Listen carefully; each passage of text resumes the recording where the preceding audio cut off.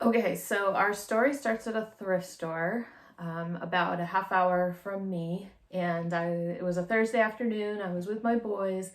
We had gone up to this thrift store because there's a dry cleaners right next door, and I think if you remember that first haul video a few weeks ago that I posted, I had found that coat that was a Laura Piana, and it was pretty dirty, and I wanted to get it cleaned up before I listed it. And so we were dropping that off, and I figured I can just run to the thrift store next door and just see if they had anything. So my boys and I are in there, and we're looking around, and we get our stuff, and we pay, and we get outside. And so what this thrift store does is they put some of their nicer stuff in the window. They don't really have like cases to keep things in. They just have one small case, and so some of their dinnerware sets and things like that they put up in the window. It's kind of near the counter, and they can keep an eye on it and everything.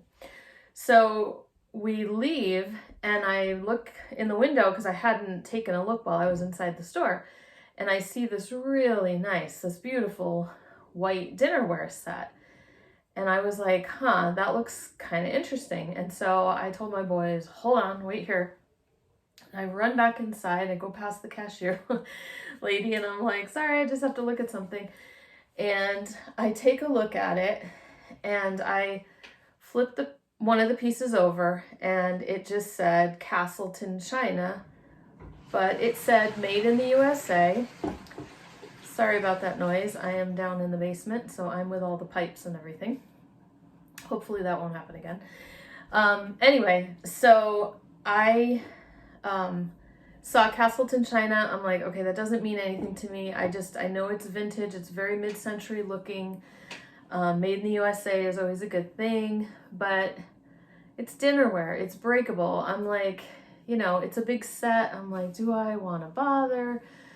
Some of these, there's so many other things I can find and sell that are not breakable, that don't take a bunch of billion-sized different boxes and things like that, and storage space. And so what I did is I took a picture of the whole set, and then my boys were waiting, and so I took off.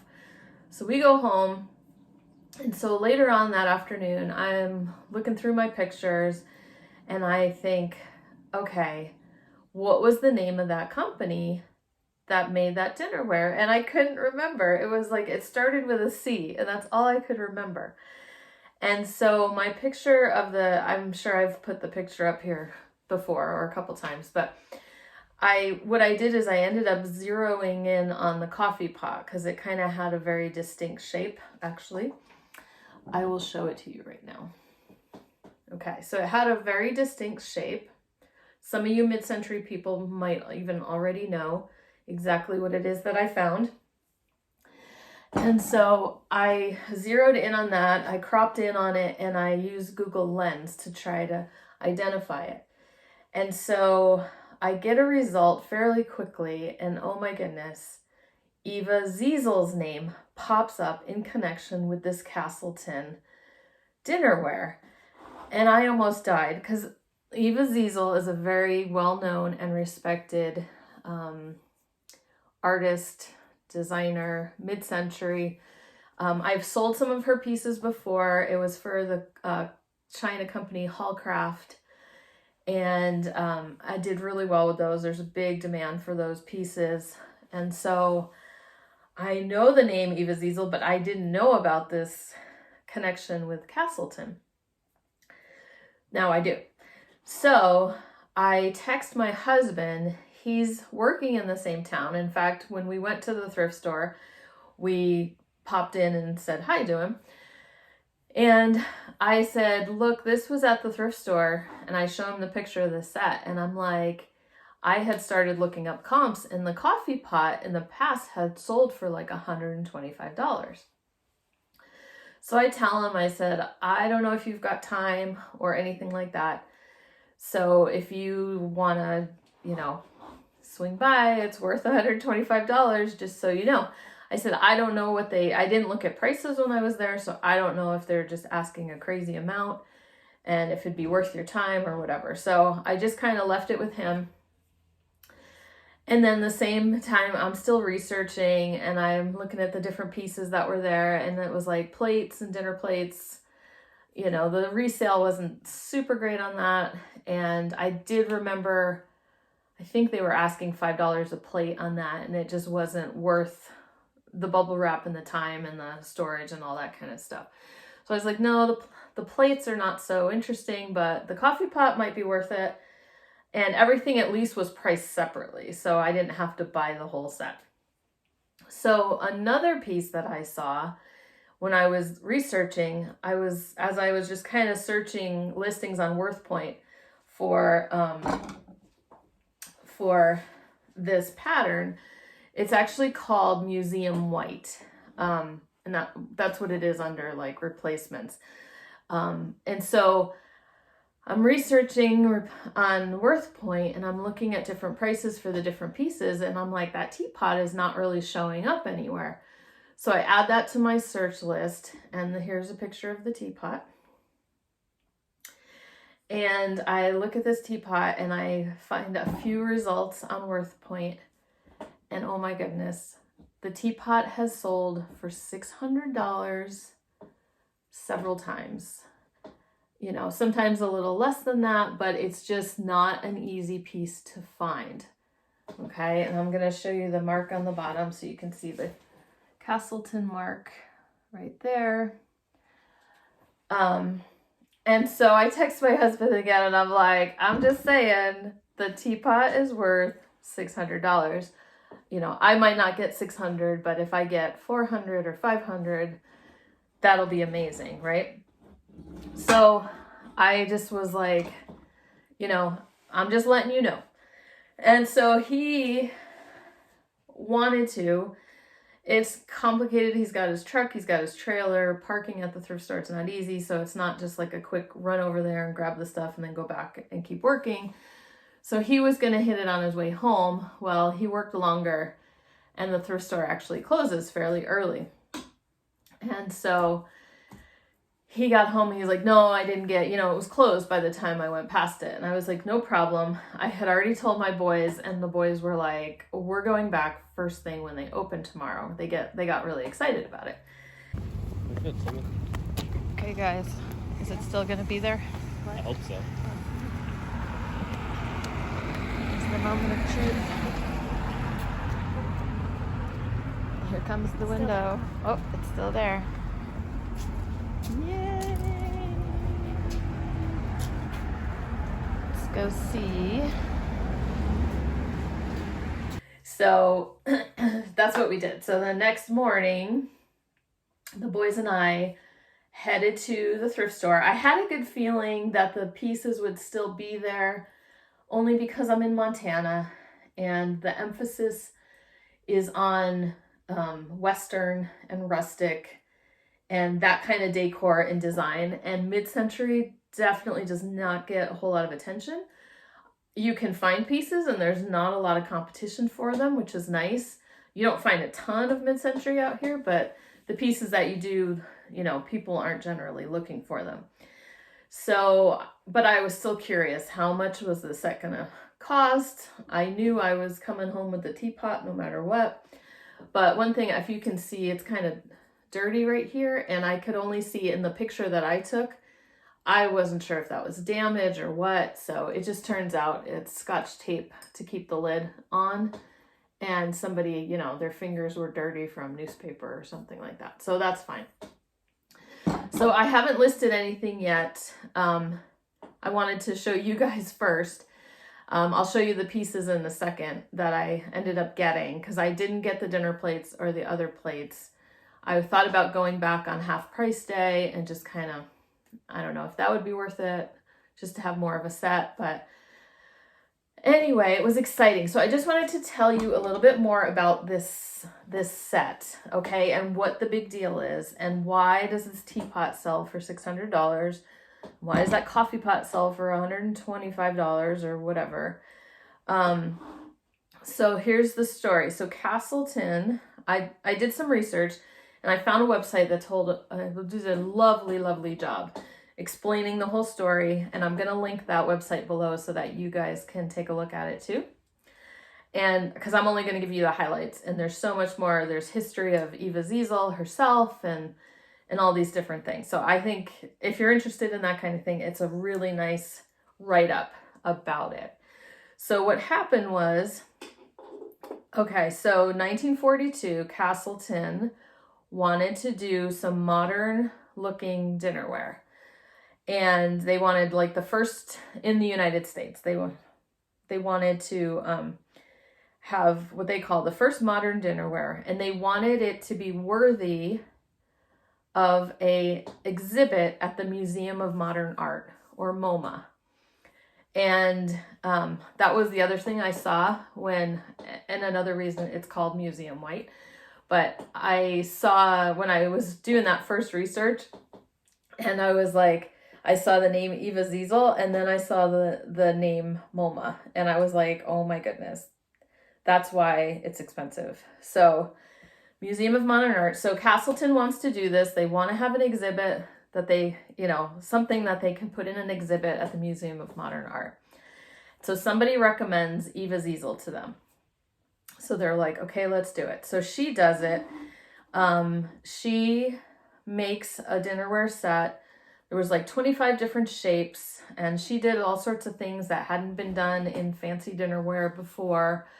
They knew it was going to be an expensive set because it was going to be on display at MoMA, but then they were also going to, the people who wanted museum-worthy dinnerware were going to pay up for it, right? And so they were going to do a really nice set. So she did some pieces and features and things that hadn't really been seen before in formal dining wear.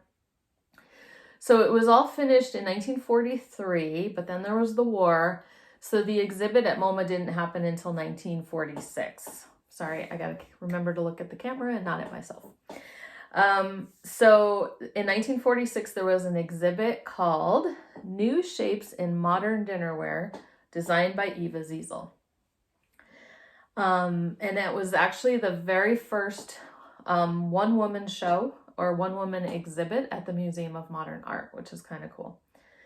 So while it was on exhibit at MoMA, there were certain department stores that you could purchase it through special order.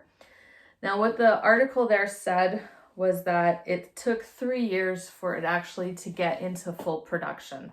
So I don't know if the people who ordered it had to wait those 3 years or if those early orders got some or whatever, but it was in full production by 1949.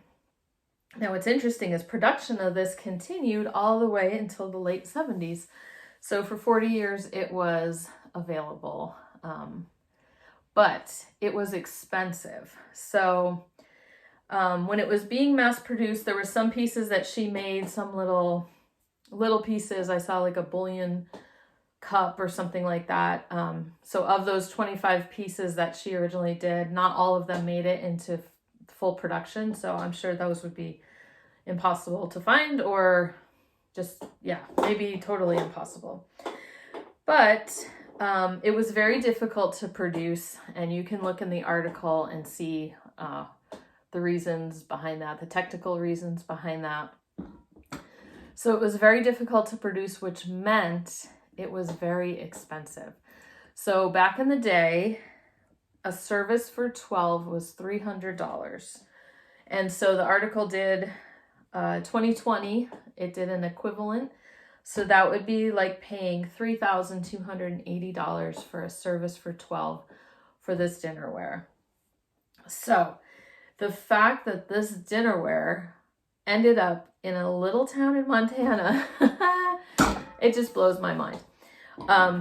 So anyway, we do have, a lot of people have moved here from California. So someone might have moved a while back and this was in their china cabinet, and, they passed away, and the estate just ended up donating things. I don't know. It's what I like about it. I was looking at, here's the sugar bowl. You can see the design of that. Sorry, it's white. I shouldn't have had a white background.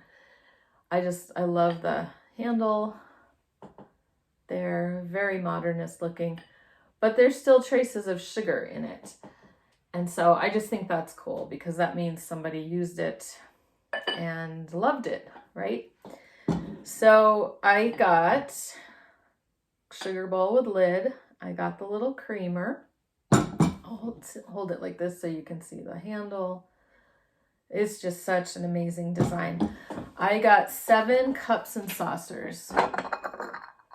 And this one is called the flat cup. So there's a taller version, but this is the flat cup with, again, really amazing handles. And the saucer is actually a really big size. So it's just really cool looking. If I had a hutch, I don't have a hutch, but if I had a hutch, I'd be very tempted to just put it there and look at it. But I also like reselling as well. So I showed you the coffee pot and I showed you the teapot. So the only other piece that I ended up picking up was this. I think it's the vegetable bowl, and they had a few different sizes. And so anyway, so this kind of squared, this rounded square, there were some dinner plates that are like that too, that are rounded square, and those dinner plates actually sell pretty well. The ones that they had at the thrift store were just round, normal plates. They were just plain white plates. But yeah, gorgeous. So what did I end up paying? I ended up paying, so I got there and I looked at the price. Everything was still there. I looked at the price and they wanted $10 for the teapot and they wanted $10 for the coffee pot. The cups and saucers were $4 each. This bowl was $6. Creamer was $6. Sugar, I think, was $6. So, yeah, half off day was a couple days later. I debated, but I didn't. I was like, you know what? I'm just going to go ahead and buy this stuff. And the cups and saucers are somewhat valuable. I'll put up some comps here. I'm not sure how I'm going to list them yet. I might just list the whole lot together. And I would probably, if I did that, I could get like maybe $70 or so for the cups and saucers. Creamer and sugar, again, they're not super valuable. I just kind of felt like I wanted this. If I was going to get the coffee pot and the teapot, I wanted to get the cups and saucers too. And the creamer and the sugar, I might as well go ahead and get that. And then the bowl, I had looked up the bowl. It's worth about $70. There was a gravy bowl there with an attached underplate, but it was chipped. And I figured that wasn't really worth doing. So yeah, that's what I found. So that was exciting. And the boys were so happy to come with me and find the deal of the day. And so while we were up there, so that was Friday. So while we were up there, I wanted to show you a couple other things real quick. I think I have time to do it.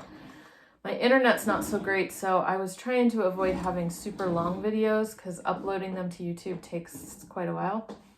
But I'm just going to go ahead and do this because it's not going to take that long. It's not that much stuff. But while I was up there, I told the boys, I said, there's an estate sale around the corner. And so we went and hit that after we made sure we got our dinnerware. And so I'll just show you. I got a box. It was one of those estate sales where it was kind of fun, actually, because here, I'm going to move these so I don't destroy all the stuff that I just told you all about. And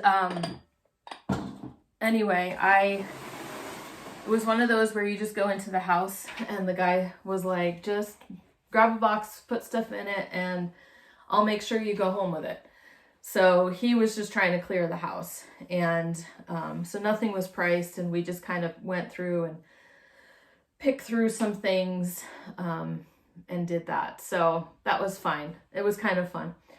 But I just, I picked some, I haven't listed any of this stuff. I figured I was going to show you guys first and then I'll clean it up. Even the museum white dinnerware, I still have to get price tags off of it and all that, but I can definitely work on listing it right away.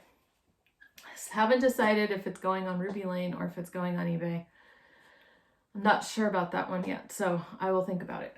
So anyway, I just got this little mug, kind of a flow blue kind of looking thing. It's just called Nordic, hand painted, designed by CJ Peterson. It's not terribly valuable. I think I have had this mug, a mug like this before. And I sold it. It wasn't like a huge amount of money, but I just recognized it. Here's something I like to sell. It's a tile by Berggren, which was an importer of like Swedish looking or Swedish designed type things, trivets, teapots, enamelware, so, you know, different things like that. It's Berggren. And so it was an American company, but very Swedish looking designs. And the trivets do pretty well. I have a few I need to list, and so I will do that soon, kind of all together. But I just love picking up ones I haven't seen before, and I really love the design on that one. Very Scandinavian looking. I saw these salt and pepper shakers, and I recognized them.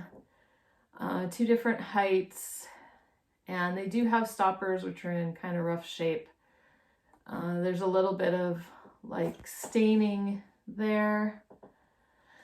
So yeah, not in the greatest condition. They do need to be washed and everything, but they're not marked, but I recognize them as being used. They go along with Marcrest, Swiss Chalet, Swiss Alpine is a really popular mid-century dinnerware, and if I'm not mistaken, this is the set, the salt and pepper set that goes with that. Along the same lines is very mid-century looking, another salt and pepper shaker set, that kind of harvest gold, again, not marked, and I really don't know what that can go with. There's a few different dinnerware sets I kind of had in mind with the color, but I'll just list them as a mid-century set, you know, mid-century ceramic set. I got this cute little flour sifter. I just love stuff that has the original label on it. So it's just a little sifter. And for utensils, I saw this one first. It's called a shortening and ice cream spoon. And then a little while later, I saw the copper colored aluminum version of it. So I grabbed those 2. So like I said, just very like bread and butter type stuff. I grabbed this shredder grater type thing. I like the yellow handle. I have a feeling I sold something like this before. It's got a little bit of wear, but I love these old kitchen tools. I got another mug. This is by Frank Oma. I don't know where to put the accent. Anyway, made by Frank Oma, and I feel like I'm saying that wrong. In Oklahoma, and it is an Oklahoma mug. It says Oklahoma is okay, and it's the Sooner State, so nothing incredibly valuable, just they come in all different colors and glazes and things like that, and so I don't know, $15, $20, something like that. Here's another kind of well-known style coffee mug. It's by Fire King, and it is called a Kimberly mug, and there's just one. I kind of wish there was 2, but there's one, so I'll either just list it or I'll save it till I get a couple more and do it together. And then the last mid-century thing I found were these oil and vinegar cruet type things. They're glass. They are missing the stoppers, and I believe they were, I found them online. I think they're hazel, were they hazel Atlas? I don't remember. But they are supposed to have glass stoppers in the top, because I just figured, oh, you could throw corks in there or something like that. But without the glass stoppers, I don't know if it's even worth it. So I'm just debating. And the last thing I grabbed from that estate was this wallet, the new in box. It's glaring. It's English leather, it's called, was the brand. And it's just this a wallet that has a calculator in it. Very retro, but again, maybe $15-20 for that thing. So nothing super exciting there, but just kind of solid bread and butter. People are generally always looking for those, so those will probably go fairly quickly. We'll see. So what I need to do is I need to get things cleaned up, and I need to get listing them, because then hopefully in a next what sold video, you'll see some of this dinnerware, and you'll maybe see some of these little odds and ends as well. So I'm gonna have to get going. Oh, I have one more thing. When I went back up to the thrift store to get the dinnerware, I found this as I was checking out. So one last little thing. It's by Bing & Grandal, and it's a seagull pattern, which can do pretty well. And I know I've had a piece of this before, and what cracks me up is I was like, oh, I've sold that before. And I went and I looked in all my records, and I didn't sell it. And so I think it's somewhere in my profit pile, which is really sad. So it would be nice if I could find it soon. It's probably in a bin or a box. That's terrible. But I think I would just put them together, or at least list them at the same time. But I don't know. It's just weird. I have such a good memory of having like a plate or something like that by them and in that pattern, but there's no record of it having been sold, even though I thought I sold it. But maybe, I don't know, it's probably just unlisted. Oh well. Okay, so I need to get to work, and thanks so much for sharing this adventure with me and this story. And if you like this story, go ahead and the find, go ahead, please hit the thumbs up button and go ahead and subscribe, and we'll have another video for you coming out shortly, soon. All right, have a good day. Bye.